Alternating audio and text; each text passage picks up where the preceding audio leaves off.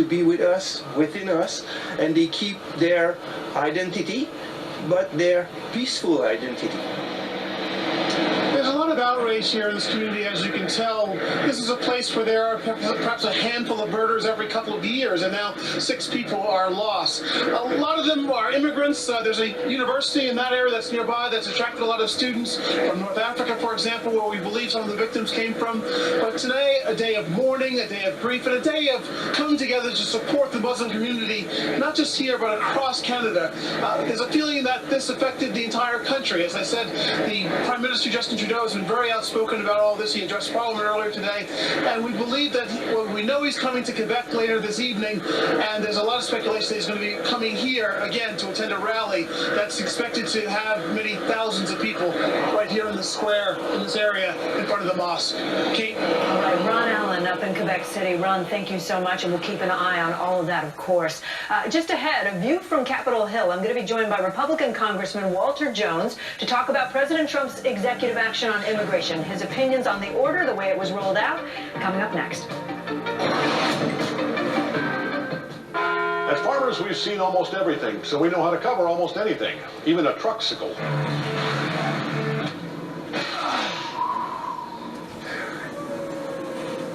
How you doing?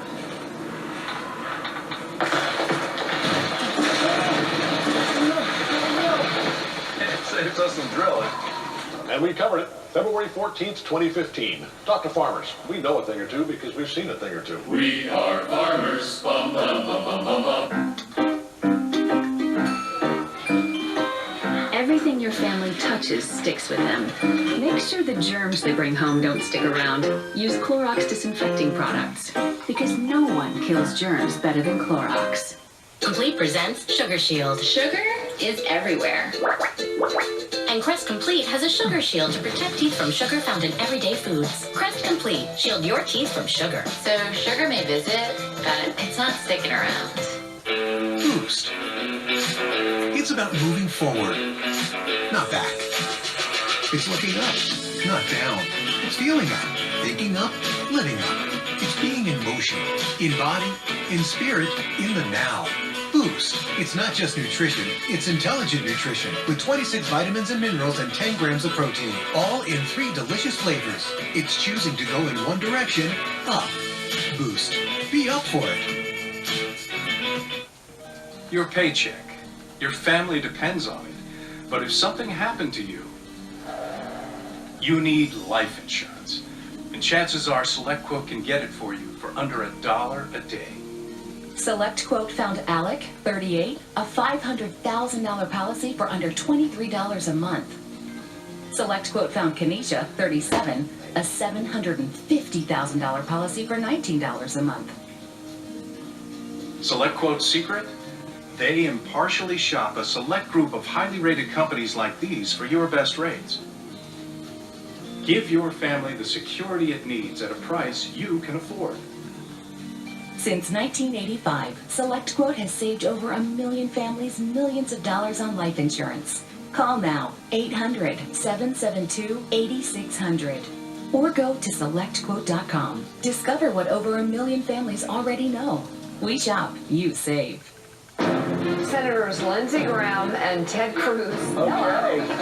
Make America great again, baby. I'll tell you what, if I can hear Lindsey... Love is everywhere. If I can hear Lindsey Graham say make America great again yesterday with a smile on his face, anything is possible. It's upside down. I want to apologize to Ted for saying he should be killed on the Senate. Yes, yeah, dogs and cats living together.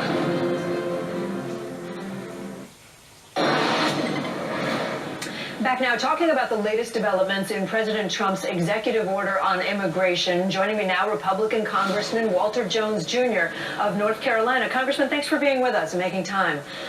Kate, glad to be on your show. Thank you. I want to talk first about who was informed and who wasn't. Sean Spicer was asked about who was consulted about this executive order, and he said everybody who needed to be consulted was consulted earlier today on Morning Joe.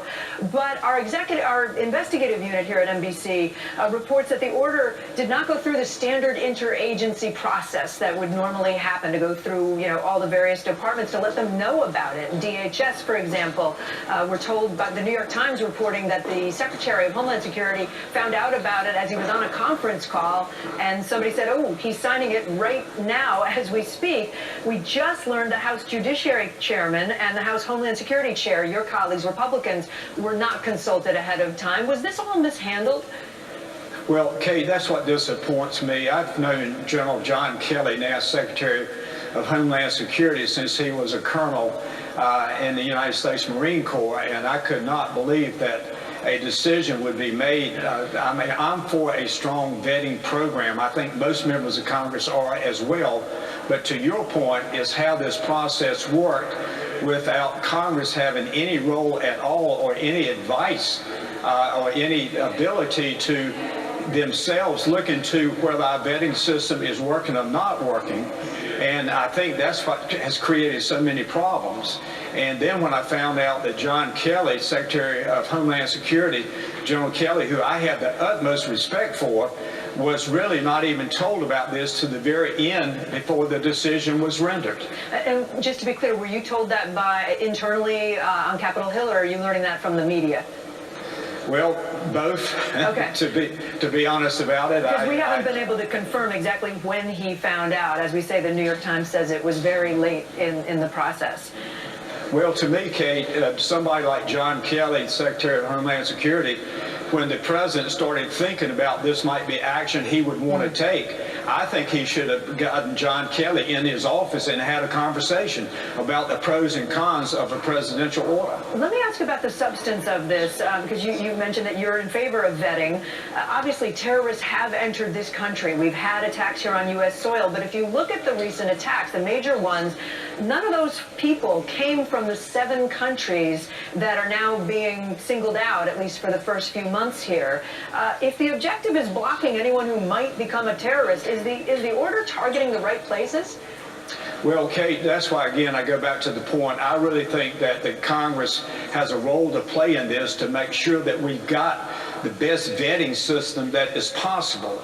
And if you bypass Congress to make these kind of decisions, I think is the wrong direction to go, to have a strong vetting system. Did you go home over the weekend, Congressman? Were you back in district? Yes, ma'am. I was home this weekend. So what were your constituents saying?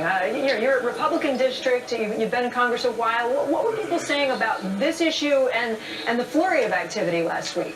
Well, Kate, I think it was somewhat mixed. I think many people would agree with what I said, that we should have had more of a regular order before this presidential order was issued. But support for the idea of banning people from Muslim-majority countries, or not?